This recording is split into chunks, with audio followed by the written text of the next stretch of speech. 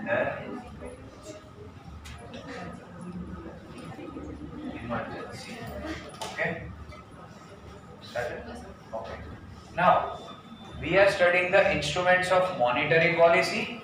Okay, and we have already seen what is the bank rate and what is repo rate and reverse repo rate.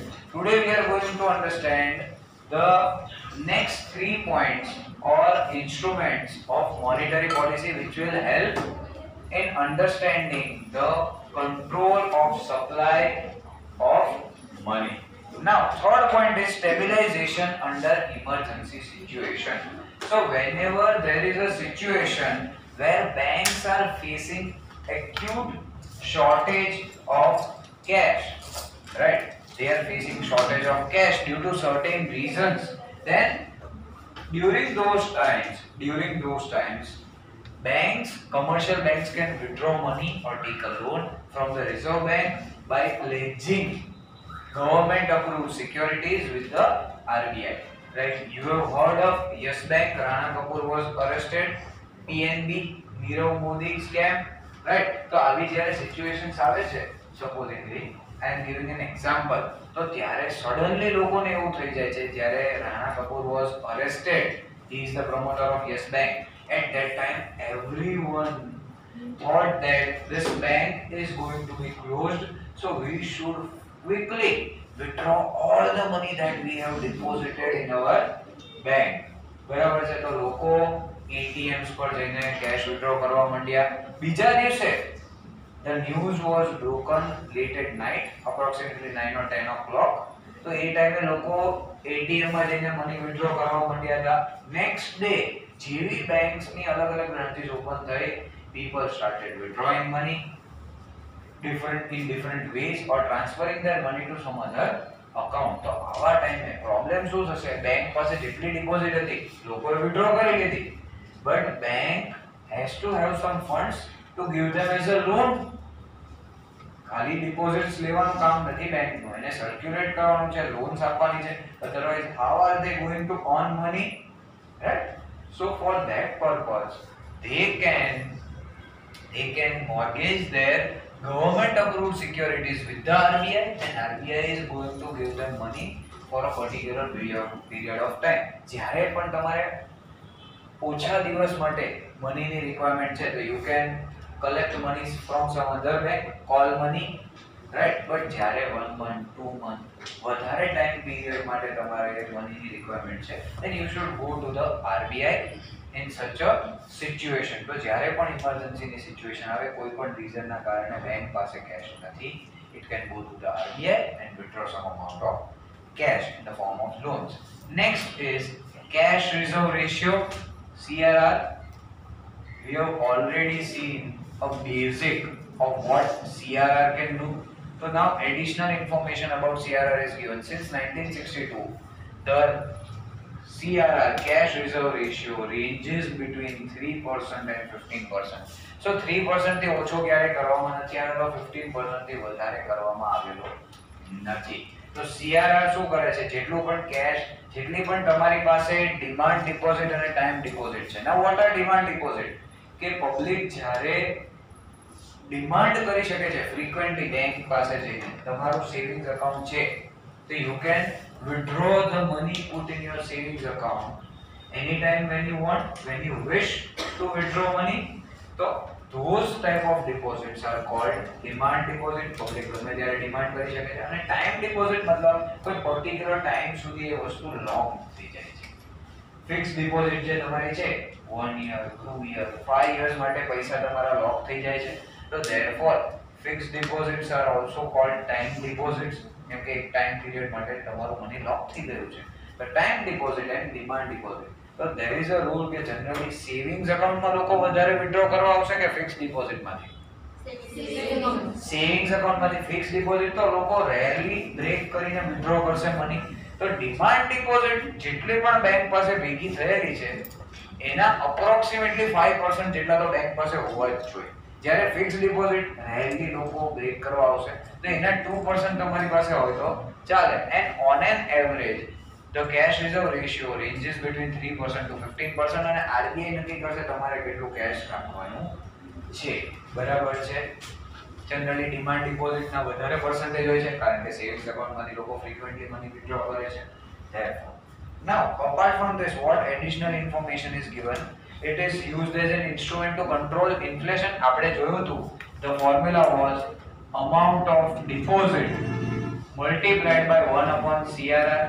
This was the formula for credit creation. તો અગર 5% CRR છે, imagine 5% is the CRR, તો 1 લાખ ની deposit માંથી તમે કેટલા rupees ની loan create કરી શકો છો?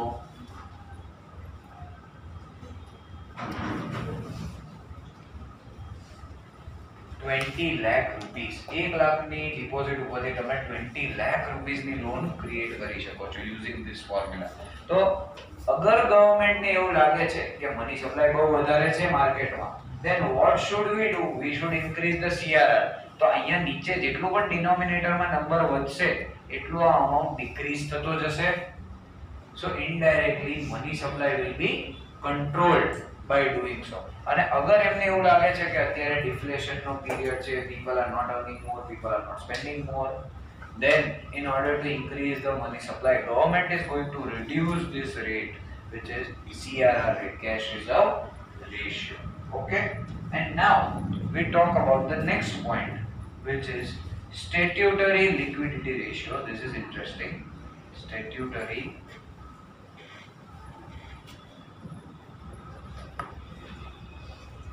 liquidity ratio. In short, it is called as SLR, right? Not DSLR. Okay, this is SLR, statutory liquidity ratio. Now, what does this ratio mean? કે દરેક commercial bank પાસે, for with each and every commercial bank there are some demand deposits as well as there are certain time deposits. Okay, so આ બંનેનું total કરીને a minimum of 25% or more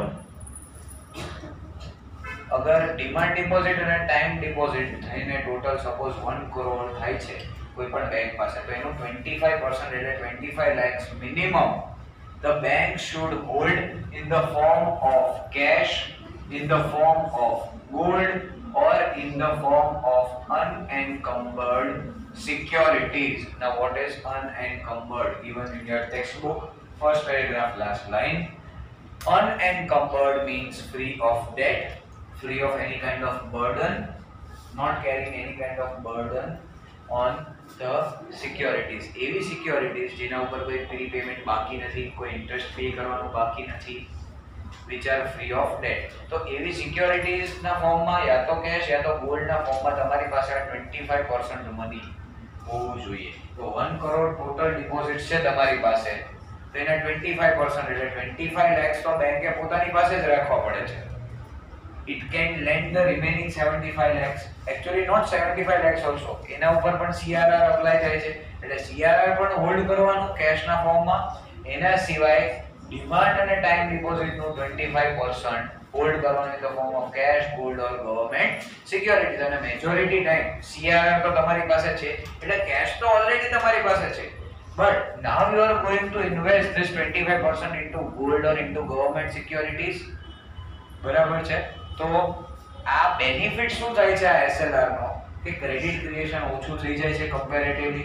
તો જ્યારે પણ આ લોકો SLR વધારી દે 25% નો 40% થઈ જાય, તો 1 કરોડમાંથી 40% બેંકે પોતાની પાસે રાખવાના, રિમેનિંગ અમાઉન્ટની લોન્સ લેન્ડ કરી શકે છે એ લોકો. તો ક્રેડિટ ક્રિએશનનો પ્રોસેસ ધીમો થઈ જશે. ક્રેડિટ ક્રિએશનનો પ્રોસેસ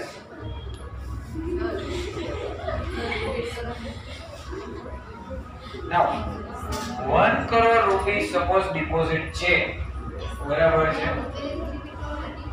એ જ કહું છું, બેંક પાસે ટોટલ 1 crore rupees ની ડિપોઝિટ છે. એ 1 crore ના 25% બેંકે હોલ્ડ કરવા પડશે પોતાની પાસે in the form of cash, gold or security. કે સપોઝ 25 લાખ રૂપિયા is the 25% of 1 crore.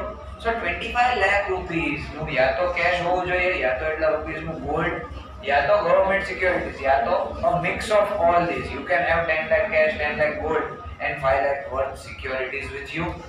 આવી રીતે અલગ અલગ ફોર્મેટમાં તમારે હોલ્ડ કરવાનું છે, જેનાથી શું છે કે મની સર્ક્યુલેશન માર્કેટમાં ઓછું થઈ જાય. ઓલરેડી CRR જેટલું તો તમારી પાસે કેશ છે, એના સિવાય તમારે 25% બીજું પોતાની પાસે રાખવાનું. તો you are able to lend a very lesser amount of money and you are able to create a less amount of credit in the market. તો જેમ જેમ આ સ્ટેટ્યુટરી લિક્વિડિટી રેશિયો વધતો જશે એમ એમ મની સપ્લાય ઓછો થતો જશે, કેમ કે એટલું બેંકે પોતાની પાસે રાખવું પડશે એટલું મની, અને remaining money bank can lend to others in the form of loans, right. અને સ્ટેટ્યુટરી લિક્વિડિટી રેશિયોનો સૌથી વધારે ઉપયોગ ક્યાં કરે છે ગવર્નમેન્ટ? તો જ્યારે પણ ગવર્નમેન્ટને કોઈ એક્સપેન્ડિચર કરવો છે, કોઈ ઇન્ફ્રાસ્ટ્રક્ચર પ્રોજેક્ટ પાછળ બીજે કોઈ મોટા એક્સપેન્ડિચર કરવા છે, તો ગવર્નમેન્ટ શું કરશે કે ગવર્નમેન્ટ બોન્ડ્સ, ગવર્નમેન્ટ સિક્યોરિટીઝ માર્કેટમાં, ઓપન માર્કેટમાં સેલ કરવા માટે મૂકશે. હવે એ ગવર્નમેન્ટ સિક્યોરિટીઝ સબસ્ક્રાઇબ કોણ કરી શકે? Commercial bank. તો SLR વધારી દેશે. RBI શું કરશે? SLR વધારી દેશે. 25% નું 35, 30%, 40% કરી નાખશે. તો હવે વધારે પૈસા મારી પાસે સ્ટોર કરવા પડશે in the form of cash, gold or securities. તો majority banks will then subscribe to government securities, અને ઇનડાયરેક્ટલી ગવર્નમેન્ટ પાસે આ બધા પૈસા પહોંચી જશે and government is able to spend that money, અને એના ઉપર સર્ટેન અમાઉન્ટ ઓફ રિટર્ન આપશે ગવર્નમેન્ટ બેંક્સ. એટલે ઇનડાયરેક્ટલી ગવર્નમેન્ટ અને RBI નું ટાઈપ થઈ જાય આની અંદર, બરાબર છે. તો ગવર્નમેન્ટ જ્યારે પણ ગવર્નમેન્ટ બોન્ડ સિક્યોરિટીઝ બહાર પાડે છે, at that time RBI will increase the statutory liquidity ratio, જેનાથી કમર્શિયલ બેંક્સ પોતાની પાસે જે મની છે એ ઇન્વેસ્ટ કરે ગવર્નમેન્ટ સિક્યોરિટીઝમાં, બરાબર છે. So this is the concept of SLR. You increase the statutory liquidity ratio, then in turn money supply is going to be reduced. If the SLR ratio is reduced, then the money supply in the market is going to increase. Clear everyone?